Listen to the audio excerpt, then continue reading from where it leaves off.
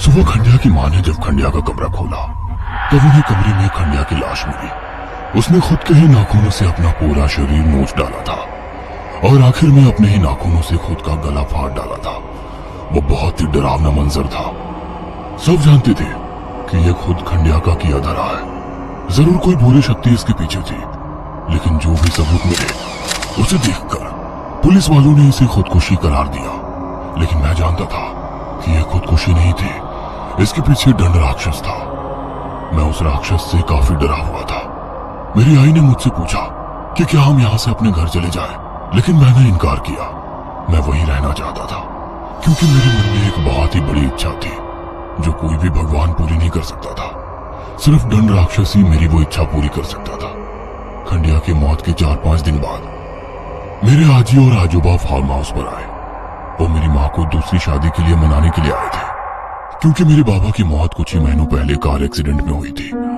मुझे लगा कि इस बार भी मेरी आई उन्हें शादी के लिए मना कर देगी, लेकिन आई ने ऐसा नहीं किया।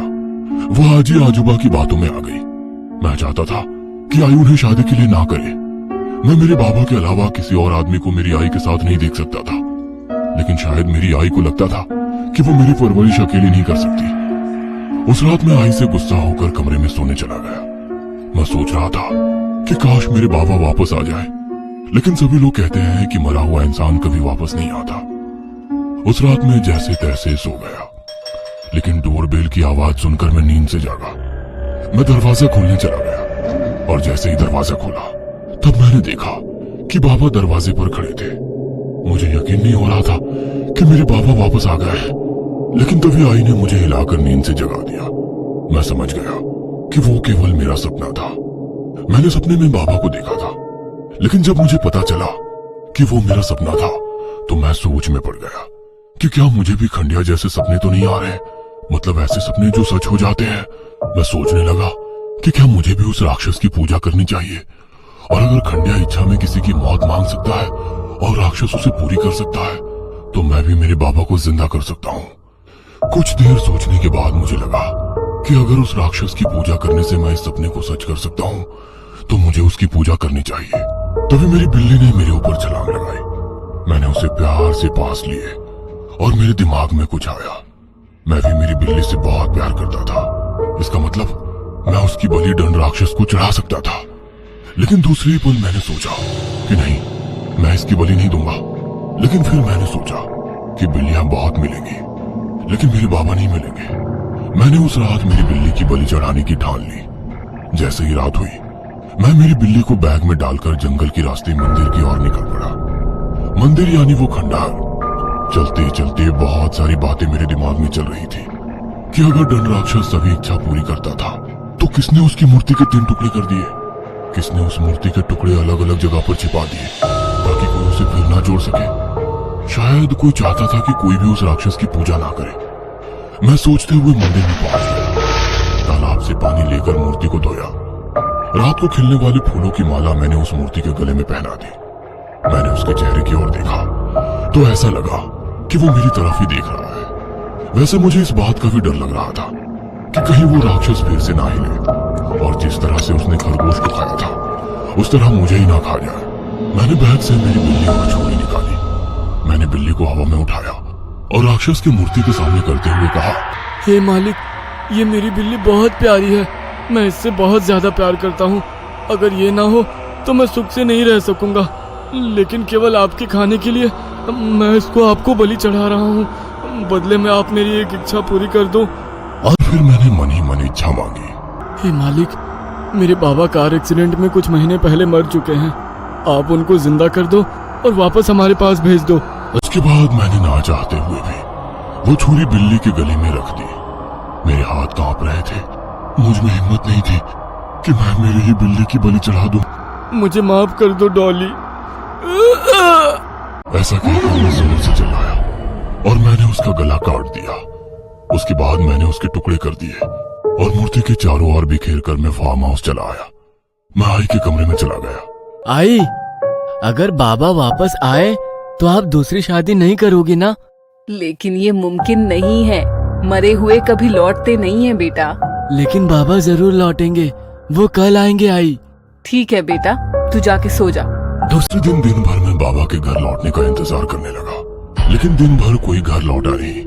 लेकिन रात में घर की डोरबेल बजी। मैं भागते हुए दरवाजे के पास गया और दरवाजा खोला और मैंने देखा कि दरवाजे पर मेरे बाबा खड़े हैं। मैं उन्हें देखकर बहुत खुश हुआ था। मैंने दोनों बाहों से उन्हें लपेट लिया। आई, देखो बाबा वापस आए हैं।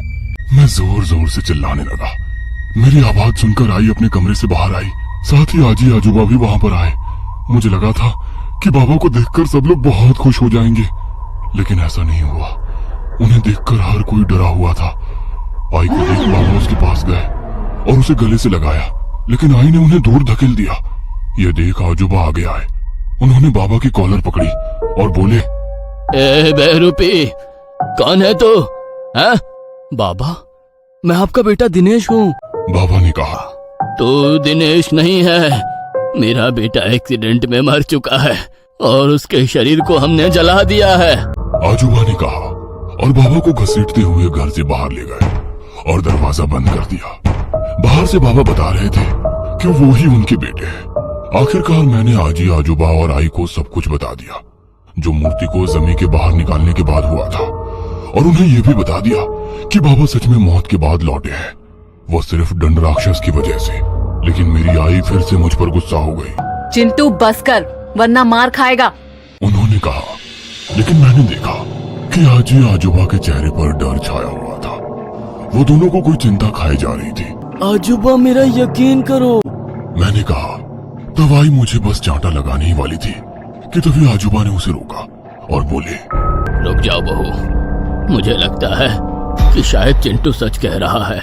ये आप क्या कह रहे हो पापा? हाँ बहू, लोग कहते हैं कि मरे हुए वापस नहीं आया करते, लेकिन यह पूरी तरह सच नहीं है।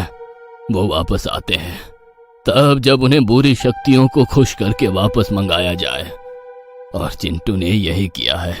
हमें जल्दी से यहाँ से निकल जाना चाहिए, हमारी जान खतरे में है।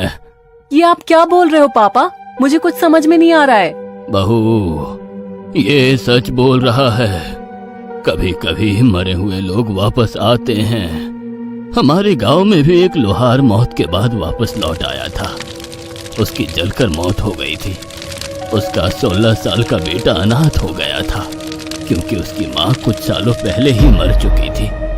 लोहार की मौत के बाद वो लड़का न जाने कहाँ चला गया, और जब 4 साल बाद वो गांव में लौटा तो गांव के लोग अचानक से बीमारी से मरने लगे, और एक अमावस की काली रात वो वापस आ गया। लेकिन लोग उसे लोहार का बहरूपिया समझ रहे थे। उसने लोगों को बताया कि वो नरक से वापस लौटा है, लेकिन कोई उसकी बातों का यकीन नहीं करता था। हर कोई उसका मजाक बनाता। इसीलिए एक रात जब गांव के लोग सोए हुए थे, तब उसने सोए हुए उन लोगों को कुल्हाड़ी से काट कर मौत की नींद सुला दी, जो उसका मजाक बनाते थे।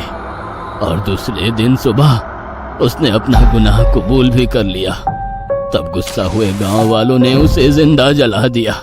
बेटी, मरे हुए लोग जो वापस आते हैं वो क्रूर होते हैं। उसमें दया प्यार ऐसा कुछ नहीं होता। वो निर्दयी होते हैं। और जैसे चिंटू ने बताया है, अगर दिनेश नरक से लौटा है तो वो हमारे लिए खतरा है, और हमें जल्दी से यहाँ से निकलना पड़ेगा। की बातें सुनकर मेरी आई भी चकरा गई थी। मैंने उसकी आंखों में डर देख लिया था, साथ ही मैं भी घबरा गया था। बहू, तुम लोग पीछे दरवाजे से चुपके से कार की तरफ जाओ, मैं अभी कार की चाबी लेकर आता हूँ। आजूबा ने कहा, और आई, आजी और मैं पिछले दरवाजे से पार्किंग में चले गए।